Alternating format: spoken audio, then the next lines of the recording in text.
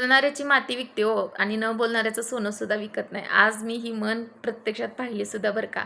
कारण कॉलेजमध्ये मुलाला हॉस्टेलवर भेटायला गेले होते मी आणि तिथं बाजूला एक स्टॉल होतं. तिथं बाहेर राज्यातला एक माणूस होता आणि तो सो का ऑमलेट म्हणून आमलेट विकत होता. 3 अंड्याचं त्यानं एक आमलेट बनवत होता. फक्त स्पंज आमलेट असं पद्धतीनं वेगळ्या पद्धतीनं थोडं बनवत होता. म्हणजे जी क्रीम फेटायची मशीन असते व्हिपिंग मशीन त्याच्याने तो आमलेट असं फेटून घेतला अंडे आणि त्याच्यानंतर तो नंतर स्पंज आमलेट बनवला आणि वरून तिखट मीठ आणि नंतर कांदा त्यांनी त्याच्यासोबत दिलेला होता.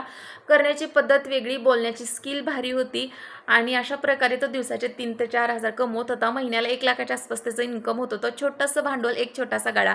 आपण मग तर रडत बसतो, काम नाही, शेती नाही, काही नाही म्हणत बसतो. पण असा छोटासा स्वतःचा उद्योग जर केला तर तेवढे नाही हो, कमीत कमी अर्धे तर आपण पैसे कमवू शकतो का नाही. तर काही कोणी लोकांच्या डोक्यात आयडिया असेल तर बघा, करा, धाडस करा. धाडस केल्यावर सगळं काही होतं. व्हिडिओ आवडला असेल तर लाईक, शेअर